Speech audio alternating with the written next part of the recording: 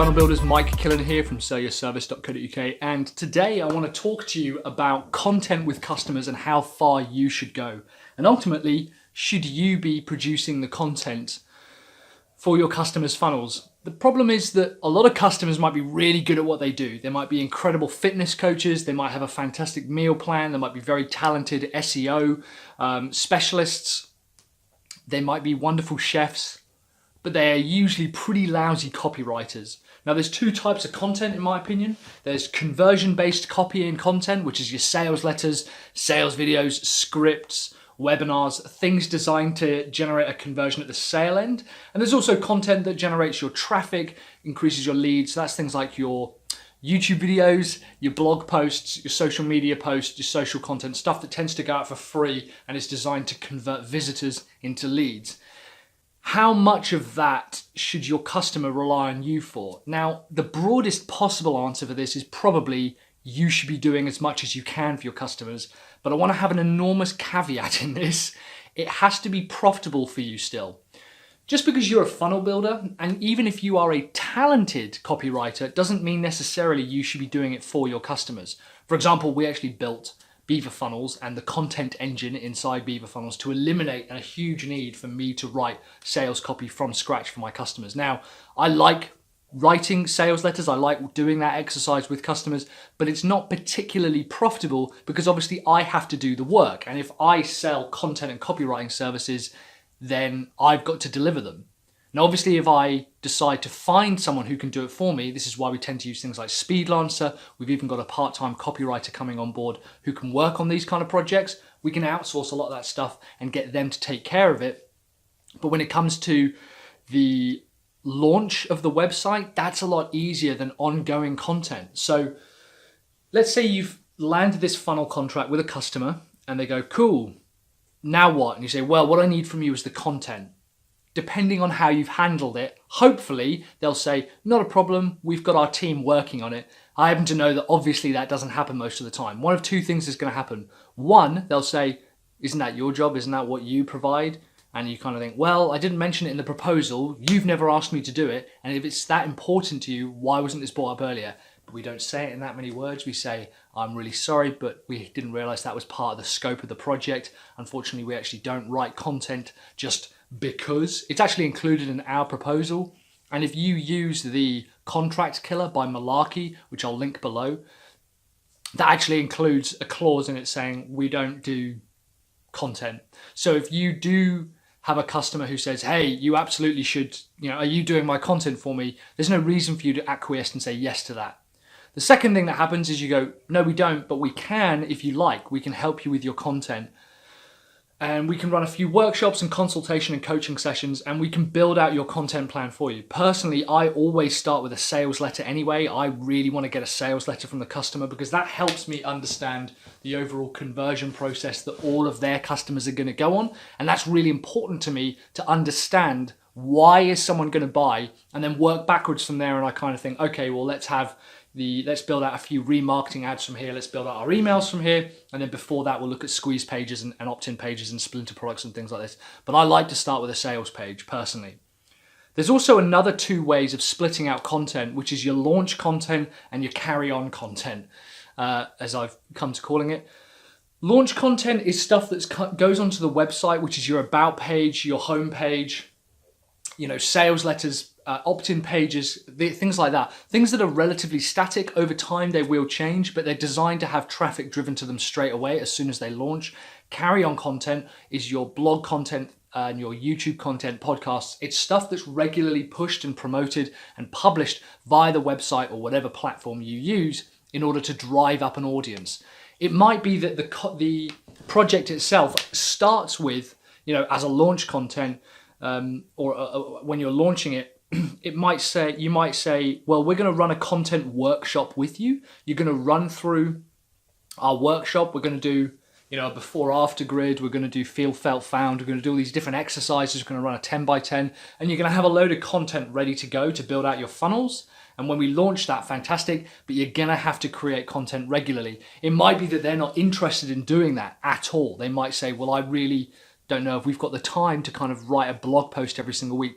To me personally, We could go into this whole thing of how to convince your customers to do content, but if a customer isn't willing to build an audience, I kind of think, well, what are you willing to do? You just want the money to roll in, do you? Because it's unfortunately not that easy. Let's say on the positive side, they go, yeah, we're going to be building content regularly. We've got a blog post that's going to be published every week. We're going to be doing a YouTube video every week. We've got a podcast as well. We really want to position ourselves as an authority or an expert in this space, or maybe use Daniel Priestley's, key person of influence formula, and we want to have regular content going out. But then still, on the other side, who is in charge of the launch content? Who's in charge of the more static content? Like I said, you could do the workshops and get them to write it. You could do the workshops and then you write it, although I don't recommend that. Or you could do the workshops and then get a content writer to write it, a professional copywriter, and just outsource that part of it. There's nothing wrong with that at all. I highly recommend making inroads with a couple of copywriters and just understanding what their rates are, what a 2,000 or 5,000 word sales letter would cost to create, and a few other product pages and things. We got one done for Beaver Funnels, as well as a few other bits and pieces. We often do it for Sell Your Service. We often do it for our agency, and we find it extremely valuable. We've got to a point now where we run the content exercises so often that we've got someone else doing that as well. So they run through those content exercises and they get enough of the input and from the customer to be able to pass that on to somebody else. And then we start scaling it into other areas, right? YouTube videos aren't that easy to produce. This you saw at the beginning had a little cutting thing. This is just me experimenting at the moment, and I'm just shooting this with my smartphone and my Rode Video Micro.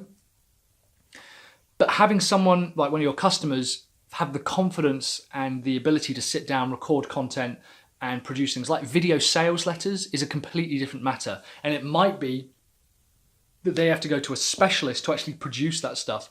When it comes to the copy, often we still use a script. If you watch my videos, you'll notice that I follow a very particular pattern. I have a promise, so I say, hey, here's what we're going to talk about. A problem, and I'll say, the problem is that content doesn't come easily from customers. I'll usually cover a myth and a misconception.